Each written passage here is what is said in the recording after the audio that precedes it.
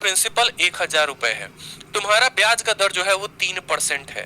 समझ में आ गई बात। समय जो है वो तुम्हारा 2 साल है। तुम बता दो ब्याज तुम्हारा होगा तो कितना होगा। अब यहाँ पर एक बच्चा अगर रेशियो मेथड से लगाएगा ना, उसका जीवन खराब हो जाएगा।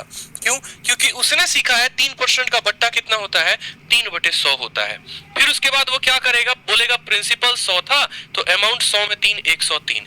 फिर बोलेगा प्रिंसिपल 100 था, अमाउंट 100 से 103 हो गया। अगर मानो 2 सालों के लिए है तो निकाल भी लोगे, लेकिन अगर यही चीज हमारा 3 सालों के लिए हो गया तो हमारा जीवन हो जाएगा खराब। इसीलिए हम यहाँ पर जब भी ऐसे रेट दिए गए होते हैं तो बताओ कमेंट बॉक्स में किसका इस्तेमाल करते हैं, तो सक्सेसिव मेथड का इस्तेमाल करते हैं। अब सक्सेसिव मेथड को लगाते हैं तो लगाते कैसे हैं वो समझो। तो आपको एक छोटी सी बात को ध्यान रखना पड़ेगा, ठीक है। और सक्सेसिव मेथड का ये गोल्डन मेथड, ठीक है, ये गोल्डन फॉर्मूला आपको तुरंत अपने कॉपी में नोट डाउन कर लेना है। गोल्डन फॉर्मूला है क्या?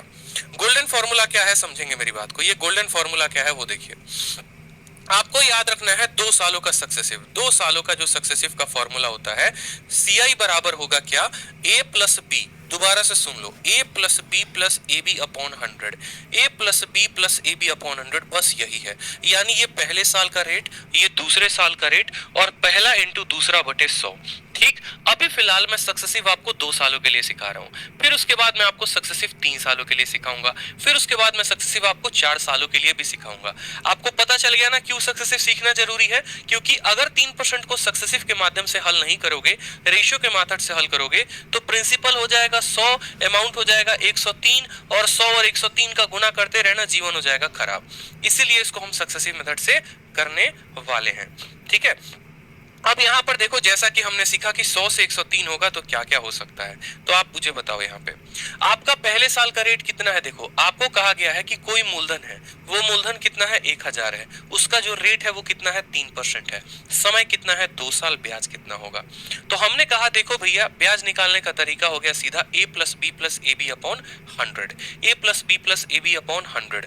यानी A के स्थान पर कितना रखेंगे तो बोलेंगे सर 3%, B के स्थान पर, B के स्थान का मतलब हो गया दूसरे साल का ब्याज, वहां पर कितना रखेंगे तो बोलेंगे सर 3%, प्लस A का मान हो गया 3, B का मान हो गया 3, और बट्टे में कितना आ जाएगा तो 100 आ जाएगा। ठीक है, बट्टे में कितना आ जाएगा दोस्तों, बट्टे में हमारा 100 आ जाएगा। अब यहाँ पर देखो, 3 जमा 3 कितना हो गया, 6, 3 इंटू 3 कितना हो गया, 9, 9 बट्टे में 100, 9 बट्टे में 100 लिखेंगे। यहाँ पर 6 प्लस 9 को 100 से भाग करोगे 0.09, तो बोलोगे सर 6.09। आपको पता है, आप यहाँ से लेकर यहाँ तक आप 1 सेकंड में पहुंच सकते हो। आप सिर्फ और सिर्फ 1 सेकंड में यहाँ से लेकर यहाँ तक पहुंच सकते हो, अगले स्टेप में जो ट्रिक सिखाने वाला हूँ उसके माध्यम से। फिलहाल आप बस सक्सेसिव पे फोकस करो। आपने कहा सर सक्सेसिव मेथड के माध्यम से हम यहाँ पर ब्याज लेकर आए 6.09%। अब ये बात को समझना पड़ेगा। आप हमेशा एक बात को ध्यान रखना कॉपी में नोट करके, कि आप जो मूलधन लेते हैं दोस्त, वो हमेशा 100% होता है। जो भी मूलधन होता है, जो भी प्रिंसिपल होता है, वो हमेशा 100% होता है। और ब्याज कितना परसेंट आया, 6.9% आया, 6.09% आया है। यानी कल के दिन अगर हमारा एग्जामिनर ब्याज पूछे तो हम बोलेंगे देखो भैया बात ऐसी है, हमारे पास 1,000 रुपए थे, वो 1,000 रुपए हमारा 100% का मान है, आप हमसे ब्याज पूछना चाहते हैं तो हम आपको 6.09% का मान बताएंगे, 6.09% का मान बताएंगे।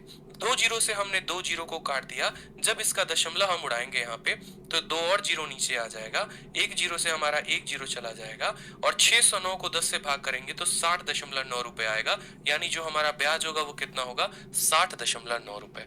बहुत शानदार। देवकी नंद यादव, संजना वर्मा, स्टडी नेचर।